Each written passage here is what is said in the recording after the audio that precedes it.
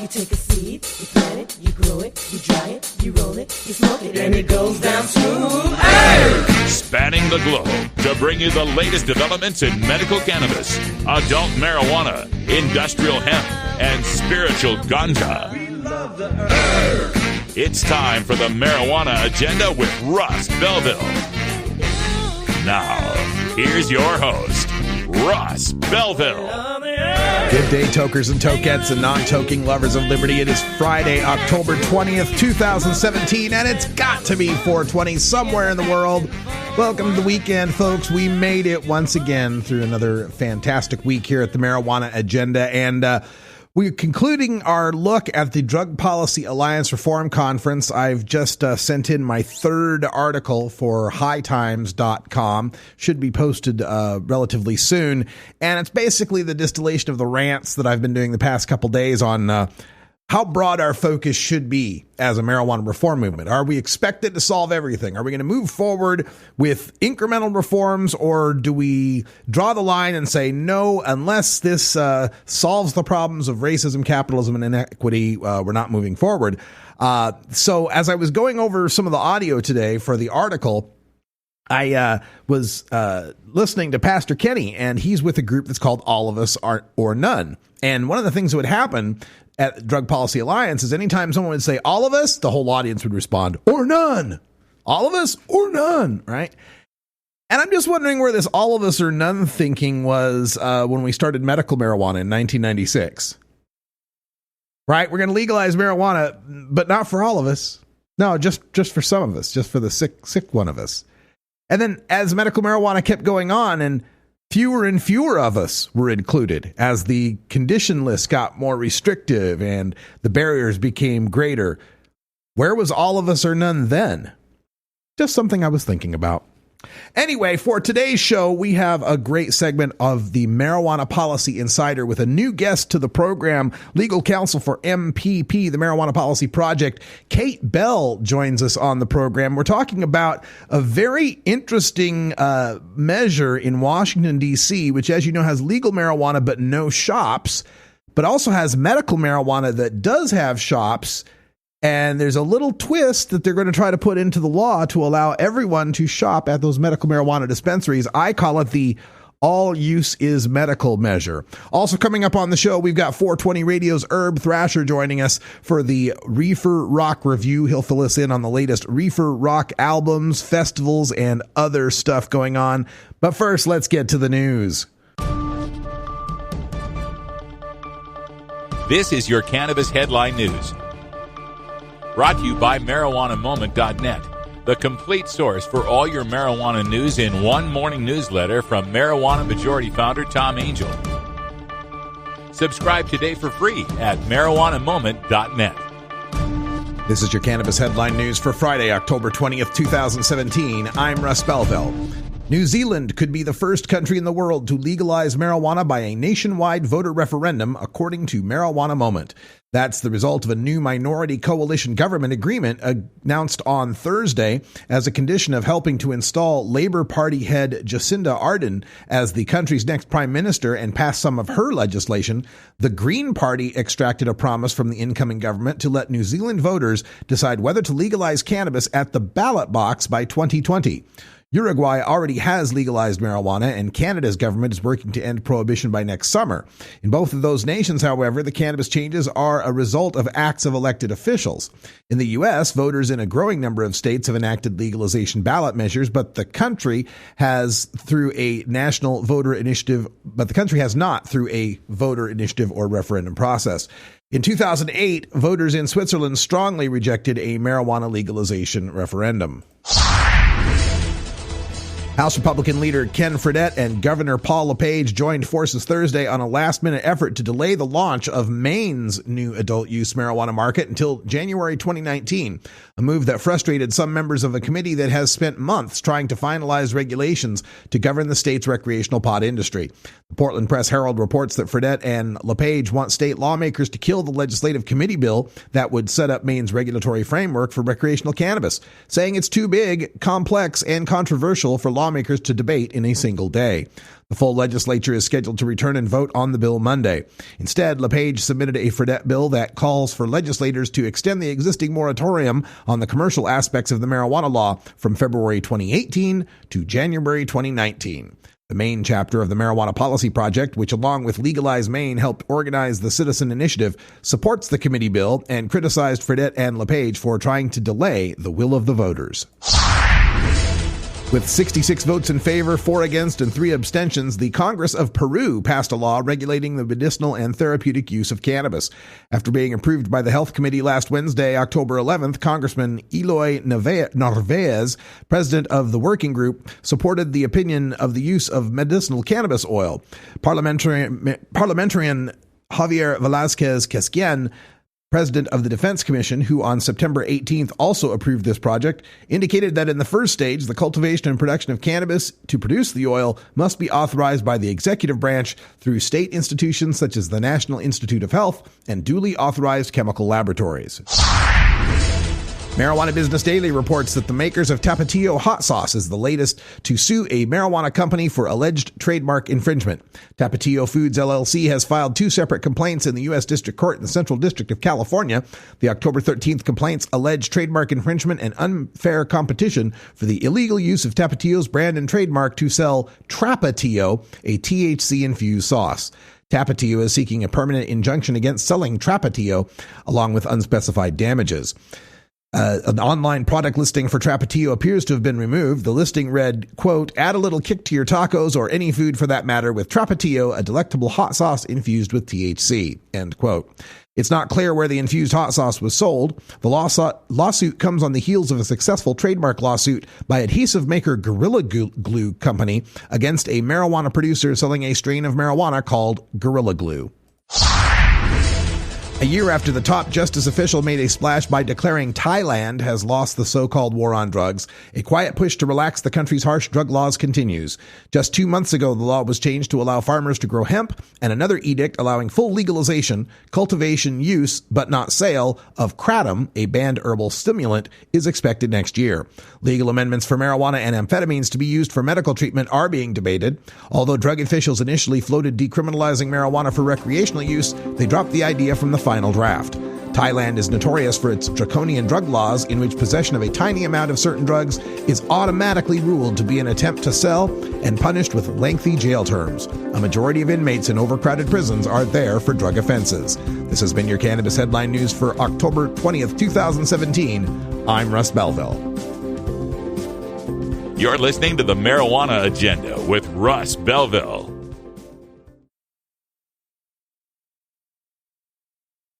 Looking for the 420 friendliest way to visit beautiful legal Potland, Oregon? I'm Lori Duckworth, inviting you to come stay with us at Delta 9 House and Studios. You get your own private room with queen bed and access to our high-speed Wi-Fi, premium entertainment system, and more. We'll even cook you breakfast.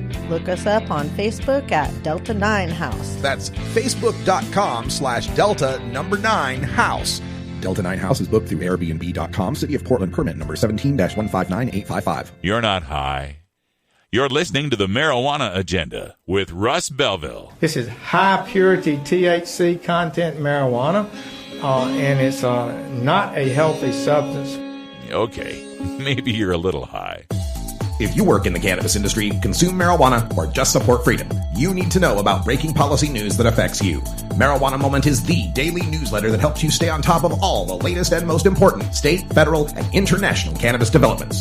Brought to you by longtime legalization activist Tom Angel, Marijuana Moment puts a concise yet comprehensive overview of cannabis news in your inbox early every weekday morning. Wake up to Marijuana Moment and rest assured you'll be ready for the cannabis news that's driving the day. Subscribe now at marijuanamoment.net.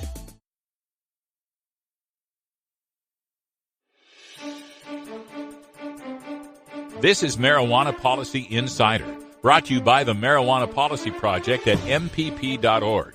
MPP is the nation's largest marijuana policy organization, promoting sensible marijuana policy reform in Congress, in state legislatures, and through state and local ballot initiatives. Today, we take a look at the most recent state and federal reform efforts with the Marijuana Policy Insider. Welcome, everyone, to another edition of the Marijuana Policy Insider. I'm Russ Belville, and joining us today to discuss matters in Washington, D.C., as the district goes, not the nation's capital, but the actual district itself. We're speaking with Kate Bell, who's legislative counsel with the Marijuana Policy Project in Washington, D.C. Kate, thanks for joining us. Well, thanks for having me. So to discuss Washington, D.C., let's just lay down some basics for our listeners who may not understand that, it's not quite a state, but it's not really a city. Maybe tell our listeners a little bit about how the government there covering Washington, D.C. works. Sure. So a lot of people don't realize that the District of Columbia actually has a larger population than some states. And it is growing every day. So there are many people who live here who are not members of Congress or otherwise working for the federal government. And we have our own government. We have a mayor and we have a district council. And they represent us in all 8 wards of the city. And they get to make laws that govern the District of Columbia. However, unfortunately, we are also subject to the whims of Congress. So all of the laws made by the council go for a review period during which Congress can essentially overturn our laws by passing a resolution through both chambers that's subject to veto by the president. Normally, they don't have the ability to actually do that. So what they do instead is they put appropriations riders on their massive federal appropriations bills that Congress passes every year, and they use those to impact D.C. law. So for folks that recall the election that happened where D.C. legalized the adult use of cannabis, part of the problem moving forward with getting in any sort of shops, any sort of retail going on there, any sort of commerce, has to do with what you just mentioned, that whole federal appropriations process, correct? Correct. So Congressman Andy Harris, who is from the Eastern Shore in Maryland, did not like Initiative 71, wanted to block it. And he added a rider onto the appropriations bill that year that attempted to do so. It actually didn't block the effect of Initiative 71 because of the way that it was drafted, but it has kept D.C. from reducing any penalties for the use, possession, manufacturing, et cetera, of marijuana or any other substance that is in Schedule 1. Under the federal law. And so as a result of that, the only stores that are permitted to sell cannabis in D.C. are the pre-existing medical marijuana dispensaries, but we do not have the ability to tax, regulate, or have lawful sales for adults 21 and up. It's such an interesting story in Washington, D.C. Prior to the adult use, the recreational, so-called recreational legalization, they've had medical cannabis access, but even that was a tortured path that began in the 90s and didn't get resolved into, 2010 before we could get around these congressional roadblocks, even for medical in D.C.? So yes, Congress blocks the medical law, which was passed in 1998, from taking effect for over a decade, and we didn't have dispensaries opening here until I believe it was 2013 when they actually opened. So this takes us to where we're at today in discussing one of the latest alerts that came from Marijuana Policy Project regarding a bill in the district council are they Councilman, Assemblyman Grosso there in D.C. to provide pretty much universal access to those medical cannabis dispensaries. Can you give our listeners an explanation of this? Sure. So Councilmember David Grosso, who is one of our at-large council members, so he represents the whole city, introduced a bill. It's B-22-446 that would allow anyone 21 and over to access the dispensaries. They must provide a signed affidavit that they're using marijuana for medical purposes, and that they're also aware of both state and federal marijuana laws.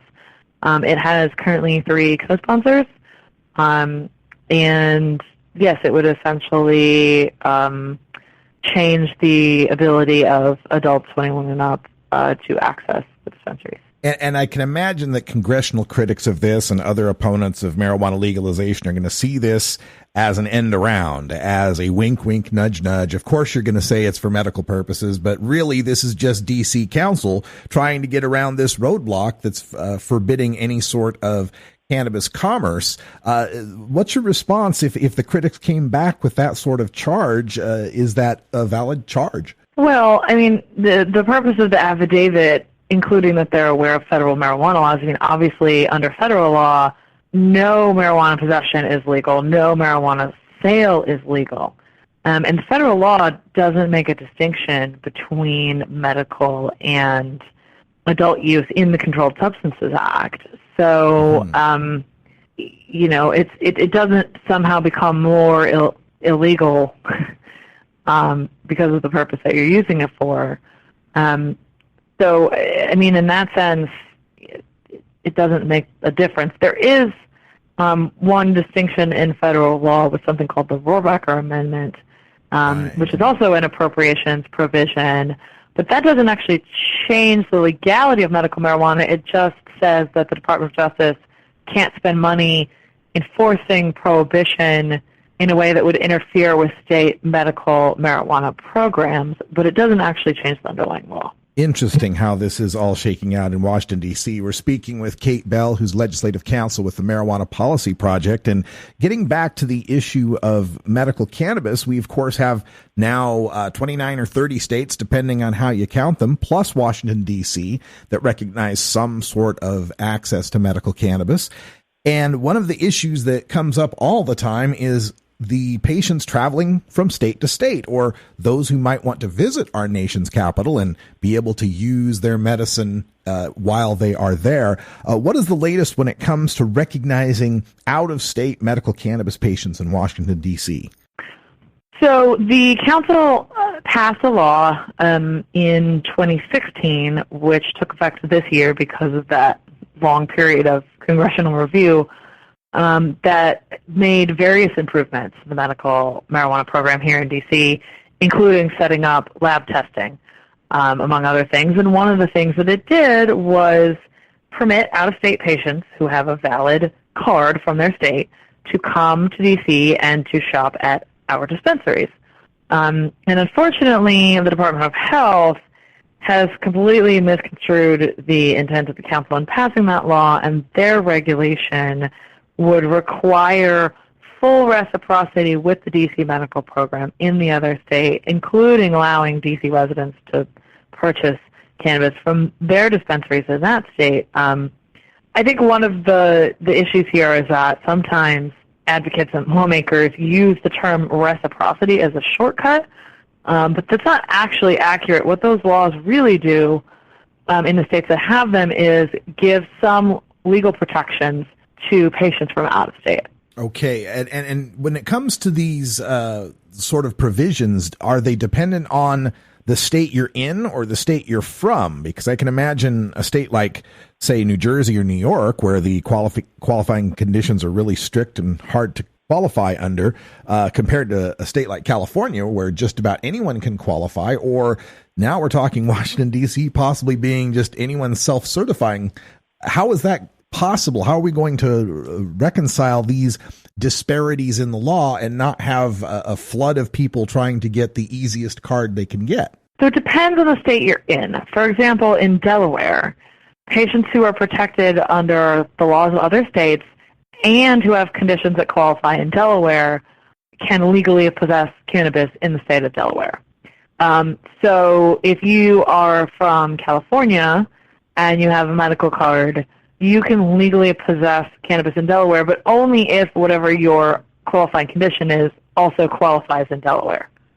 So whether or not possession is permitted depends on the law of the state you're in.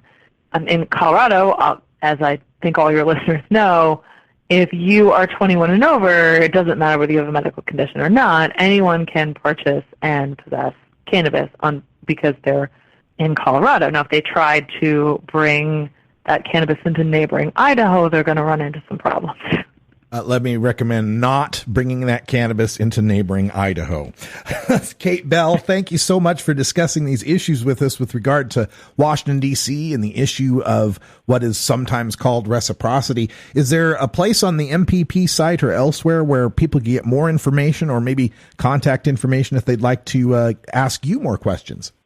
Sure. MPP has a page with a map of all of the states. If you go to our website, mpp.org, and then you go to policy and then state policy, you'll actually see a map of all 50 states as well as D.C., and you can click on your state to get more information about the laws and sort of what's going on in that state. And you can also sign up for our email alerts, and that will let you know things like how to contact your council members to support Councilmember Grasso's bill. Fantastic information out there at mpp.org. I encourage all the listeners to check that out. And Kate Bell, thank you so much for the work you're doing with MPP there in Washington, D.C. and all throughout the United States. Thanks. This episode was produced as part of the Marijuana Agenda with Russ Belville, the daily news and interview podcast covering the world of medical cannabis, adult marijuana, industrial hemp, and spiritual ganja. MJAgenda.com.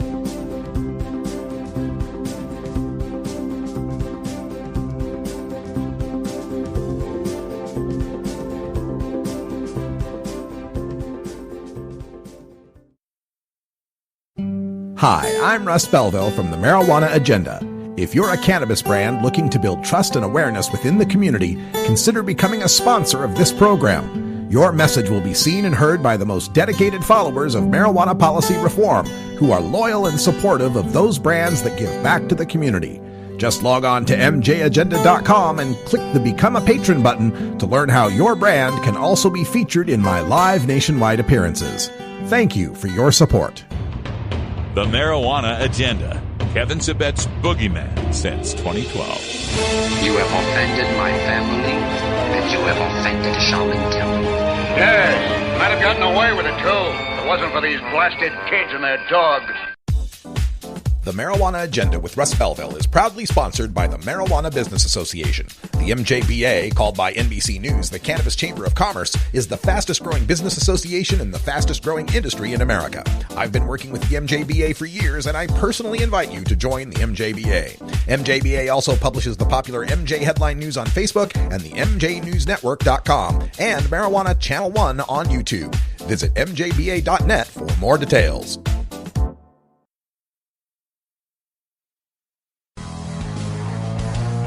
As we prepare for the weekend, we remember that the fight to end adult marijuana prohibition is as much about culture as it is about criminal justice. Music has always been at the forefront of revolution, and the marijuana movement is no different. Join us as we visit with Urb Thrasher, program manager at 420radio.org, for this edition of Reefer Rock Review. All right, it's been a while since we had a chance to talk with Urb Thrasher. His show goes on live tonight, 8 p.m. on 420radio.org. That's Pacific time out here in beautiful legal Potland, Oregon. Urb's always got the latest for us for Reefer Rock, the albums, the festivals. What's going on, Urb? Tell us all about it. Hey, what's up, everyone? Urb Thrasher from 420 Radio and the Urb Thrasher Flower Hour, bringing you another Reefer Rock report today, October 20th, 2017, always exclusively held right here on the marijuanaagenda.com. All right, we've got a great brand new release to talk about from the Space Stoner Monsters. That is GWAR. These guys are truly from a different planet, releasing their brand new The Blood of Gods. It's got 12 tracks on it, always singing about blood and death and killing people and planets and space, and it's got a great cover from an all-time rock band on this from AC/DC. If you want blood, you've got it. So great stuff from GWAR. You know, this band has never ever changed their whole direction. They love spewing blood, they love killing.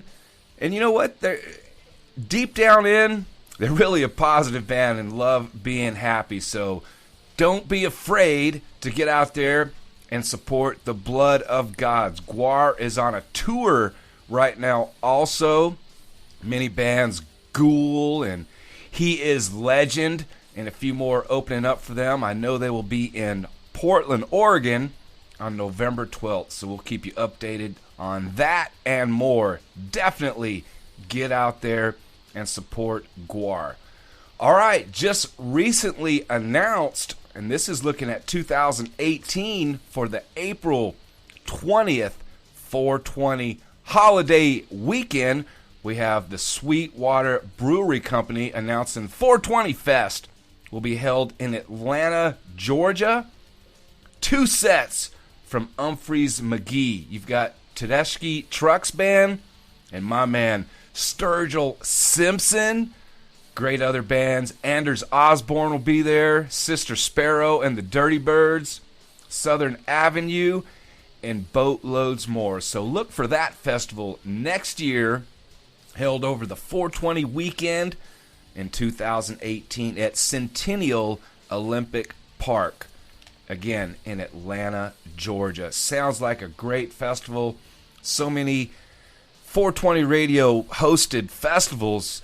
420 festival weekends that it's just hard to keep up. So we're going to start keeping up now, and we'll start continuing a list, and you can always find that list on the 420 radio closer to 420 holiday weekend. All right, 40 years ago today, well, not today because it's past now, but on October 17th, 1977, Lynyrd Skynyrd released the great album Street Survivors. And this album was the one that was really going to project them to that next level. Back in the day, they had just come out with Sweet Home Alabama in 1974, so the band had made their mark, had already kind of brought in this Southern rock, keeping this whole Southern rock sound that they helped pioneer go. But unfortunately, a few days later of their 5th album released on October 1977, the band's plane went down.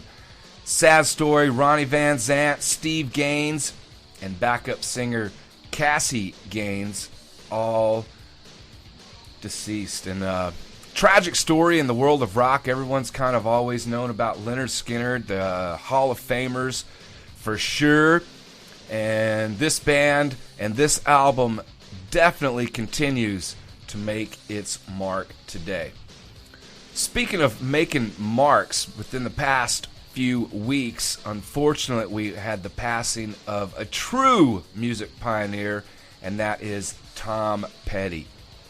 So many musicians in the rock world, in the metal world, bluegrass world, it didn't matter, can look at Tom Petty and revel in the amazing genius and brilliance, the songwriting, how many hits he had through the years, even stoner hits. You had a lot of songs that he kind of referenced. Tom Petty was known to be a reefer guy. And, You Don't Know How It Feels, Mary Jane's Last Dance.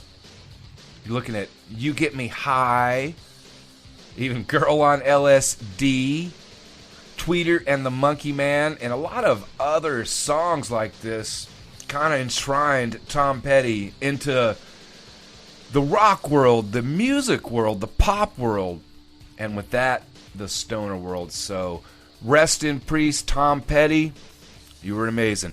All right, that's your Reefer Rock report for today, October 20th, 2017. We'll be back next week right here on the marijuanaagenda.com.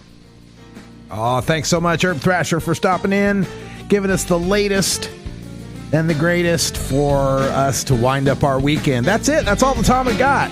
Time flies when you legalize. We'll be back next week with a complete week of shows as we get ready for a Halloween weekend.